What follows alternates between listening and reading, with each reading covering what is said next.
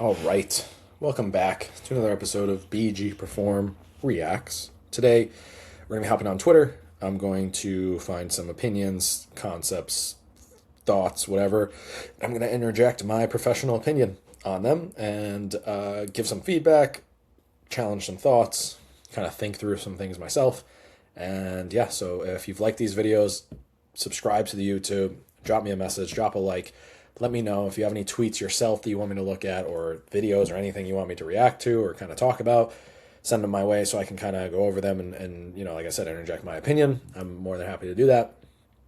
And if you haven't yet and you're interested in learning coaching methods or how to build your coaching business, not from a monetary perspective, I don't really like to dive into that stuff. More about actually building a real coaching career, you can hit me up on Instagram. At bgperform_, or you can reach out on www.bgperform.com/training, and you can figure out a couple ways to either work with me as a coach or work with me as a mentor or mentee, I should say. And yeah, so let's dive into this thing. We're going to start sharing the screen and we'll go from there. So a couple things I really enjoyed on X this week that I want to talk about. Let's see where we left off. I think this was... Yeah, that one was where we left off last time. So we'll talk, let's see where I want to start. All right, so Tommy Villaney writes, I love broad jumps. Reminds me when research after research and data comes back to something so simple to implement, people don't listen because it isn't complicated enough. I think this is a really important aspect to understand in regards to training fitness. I think a lot of the times when we're diving into training, people want complicated, right? They want to believe what they're doing is different, that it stands out, that's what makes them better because it's something that someone else isn't doing. And I think fitness really boils down to a few things. It's intent, it's execution, and then it's consistency and progression, right? Like, what's the intent of the exercise? Is it actually training what you're trying to train? Is it strength, speed, endurance, whatever it might be? Is it actually focused on that? What is the execution of it? Are you able to fully maximize it due to lack of skill or ability, right? Is it fit what you're trying to do and achieve? And are you actually able to complete that stimulus or get that intent, right? And then from there, is it progressible? Can we actually make it better? Is it easier to do in one way or another? That's it. Right? And that's how every single movement should be chosen from there on out. What's the skill level of the individual? What's the goal they're trying to achieve? Can they actually achieve the goal with this movement? And then if they can, right, is it progressible to a different level? And that's all we need to really worry about. So I like this concept. We'll go from there. So Joey Heron, I'll always be grateful for the opportunity to train. Still bending and straining at 43 is the ultimate blessing. True that. Amen. I think if training is such an important piece of my life, and like coaching is such an important piece of my life, that like I always want to train no matter what the capacity is. I've kind of given up the idea of like training has to look or be a certain way for myself. As long as I'm able to be in the gym, testing things, training my body, pushing myself to a different level, then everything for me is good, and that's all I need to be doing. So if I can do this when I'm 43 in 13 years, because I'm about to be 31, so 12 years. If I can do this in 12 years, I'll be happy. Or even if it's half of this, I'll be happy. As long as I'm moving, able to push my body and take it to another level each and every time I step into the gym, I'm totally happy. And I think that's a great concept to kind of take in as a coach. Brandon Davis. Most dynamic warm-ups are about making the S&C coach look smart and important than they are about the purpose of a warm-up to increase the body temperature and prepare you to train.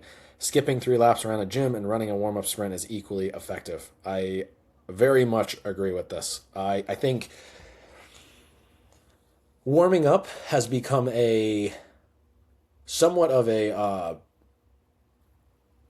I'll agree and disagree, because I do think the warm-up is a great place to try things, right? I think the warm-up is a great place to try different things, get people to step outside their comfort zone, while also keeping in the main concept here of increasing body temperature and then preparing you to train, right? As long as you're keeping those two things as the centerpiece of focus, then you're totally good.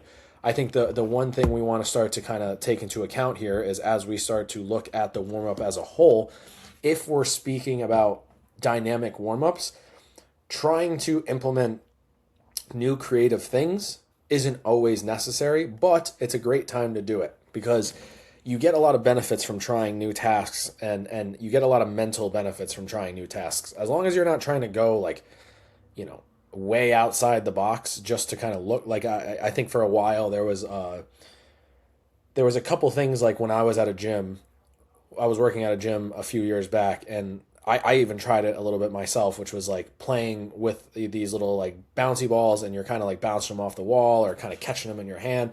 I think it has good purpose at points. Do I think it's like a consistent thing? No, I think it's a cool thing to try.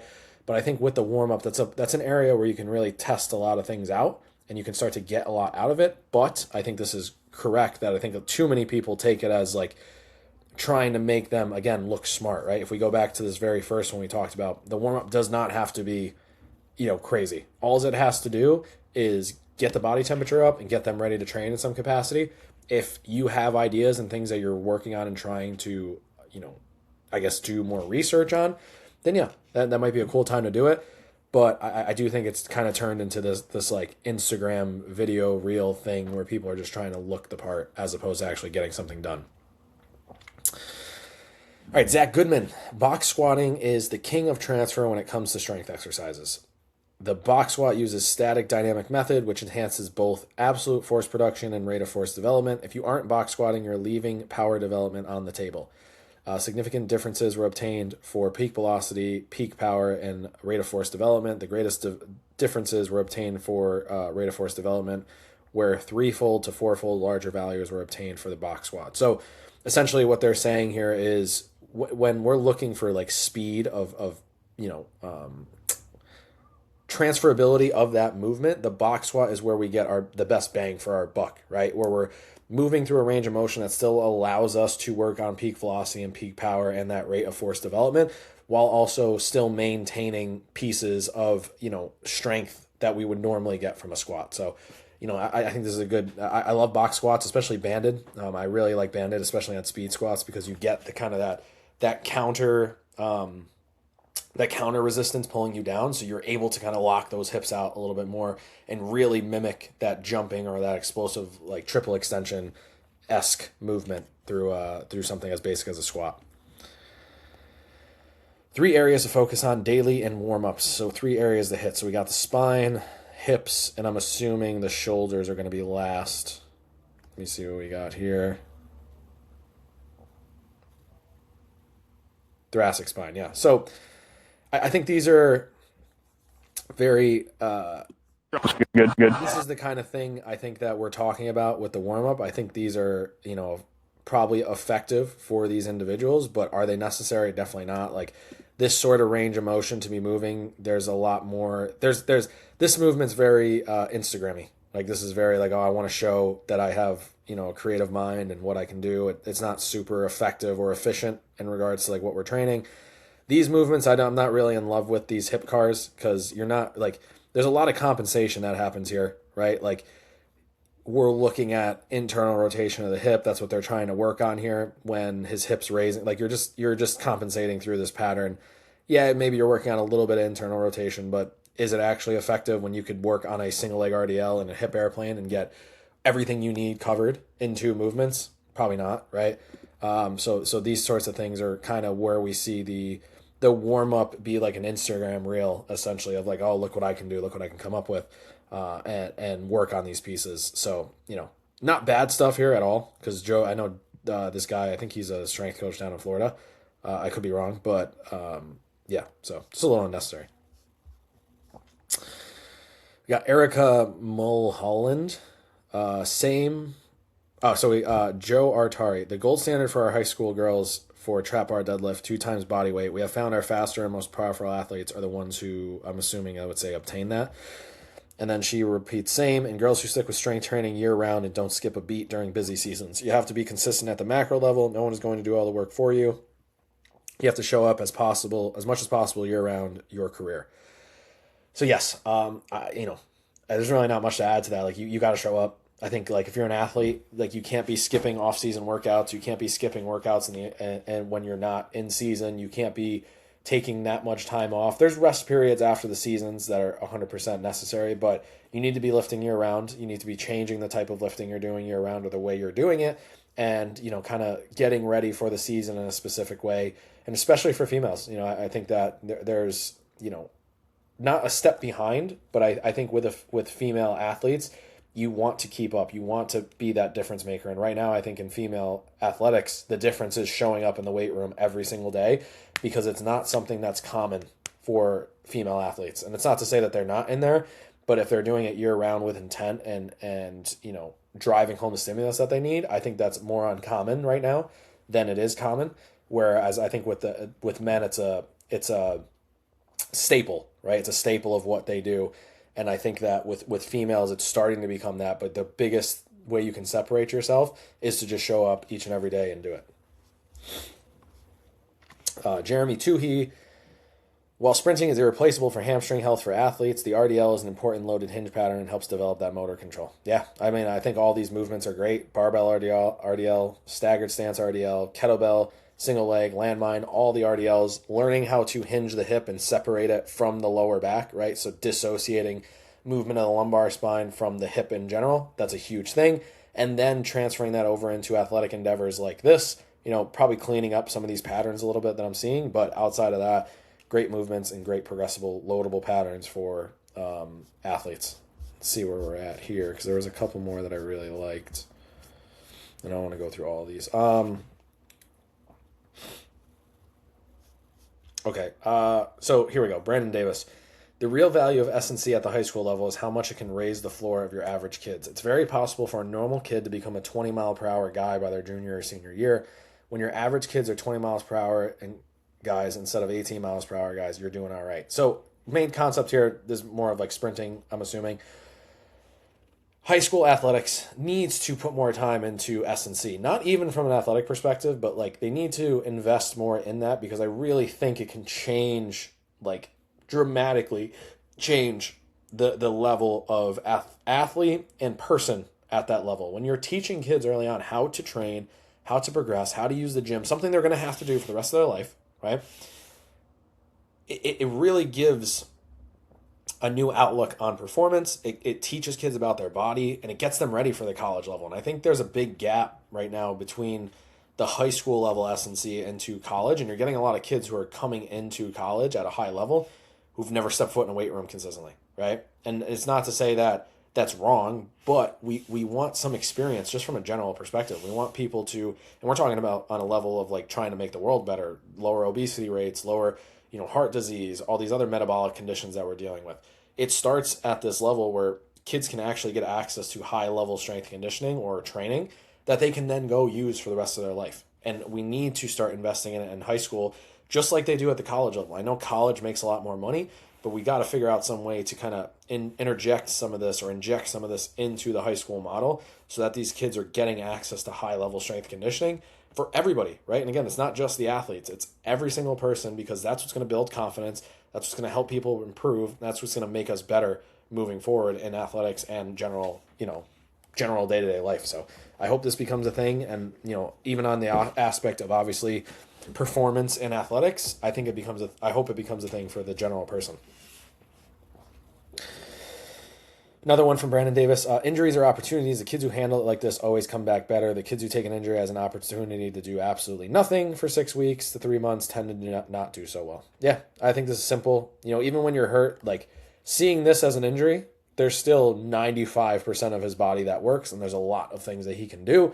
So just showing up to the gym every single day and getting in what you can is going to make you better. And there are some studies and there are a lot of things that as you work out, it helps your body repair a little bit faster, and it actually helps you keep some strength on the opposite arm or opposite side of your body if you are training the other side pretty regularly while you're, in rehab. So definitely something to look into, and I think it's definitely something that's good. These two. So George Heaton, he's a owner of a clothing brand. So you're going to doubt yourself enough. So make sure you don't surround yourself with others that doubt you. And I think this is such an important quote, because I think, there's so many pieces of life where you're going to get doubted, and you're going to wake up and you're going to doubt yourself. And I think if you have people around you who doubt you, which is how a lot of people are in life, you're not going to take that step. It's going to be so hard to wake up in the morning and actually achieve the goal you're trying to achieve. So really think about, are the people around you supporting you? Are the people around you helping you? Are they getting you closer to that goal, or are they trying to pull you away from that, from their own, experiences and personal problems? So I just think it's such an important thing to think about. And, if anybody ever doubts themselves or needs people that can help them, reach out, because I'm more than happy to help you through that and kind of talk you into realizing like how much potential you actually have. So let's do two more here, because I think there's a couple more up here that I like. Andrew Huberman, the investment, 5 hours per week, lifting heavy objects 3 times a week, 2 work sets per exercise, 2 to 3 exercises, at least 1 compound movement to failure, and hiking or jog for an hour or so over the course of a week. Sprint intervals 1 day, usually 4 days after leg day, for 35 years. And that was in response to a tweet that said, "What is the single best health investment you've ever made?" Now, I think he was being, I think the word is facetious, right? But the investment is this, right? Like, this is the best investment to make. It's not an amount of money, right? It's showing up every single day.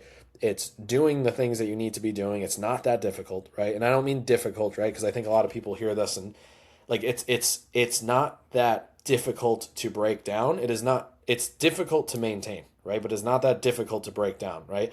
It's simple to break down, but it's a little bit more complex when we're actually having to like go and execute on this stuff consistently over the course of a long period of time.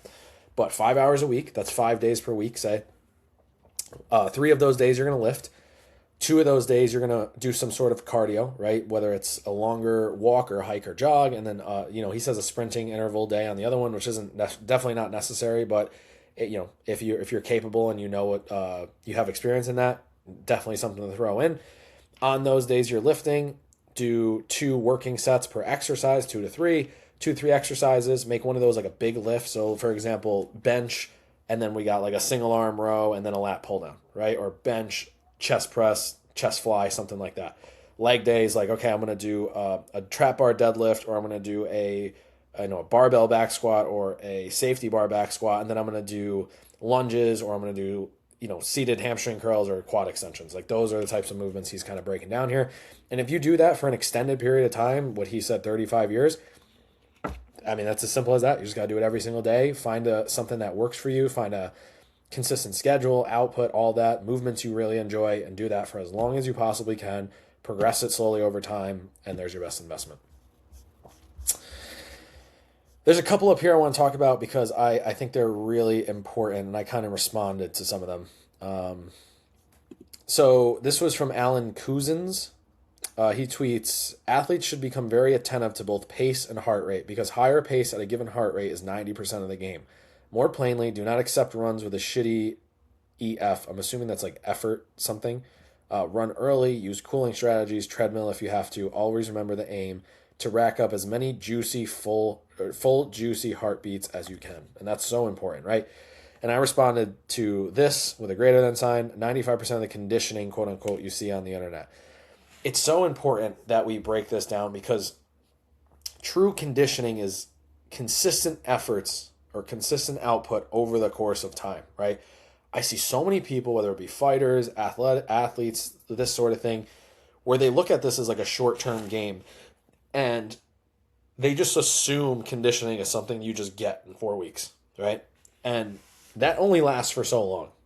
And if you don't build this true base, if you don't get as many full, juicy heartbeats as possible in the off season, you're going to limit yourself. And you need to earn those higher levels of conditioning. You need to have a base in which you can actually build yourself up to those levels of conditioning. And I think it's really frustrating to me as a coach or someone who really believes in aerobic training that we see athletes at the highest level in sports like MMA, like baseball, like basketball, that tend to move into these shorter bouts of what we'd call conditioning, because it feels like they're getting conditioned. It feels tough, right? Like, we should be past that as a subset of coaches who coach a specific set of athletes or work on conditioning. That feeling is important, right? It should be, again, as many of those juicy full heartbeats. I like that saying. I'm going to keep saying it. So Alan, if for some reason you listen to this, I'm taking that and I'm going to use it. But I like that idea. Like, you need to get as many heartbeats as possible over the course of time, because that's what builds conditioning. That's what builds that base, so that when the time comes, those pieces are there, right? And they're always going to be there. That's what's going to take us to the next level.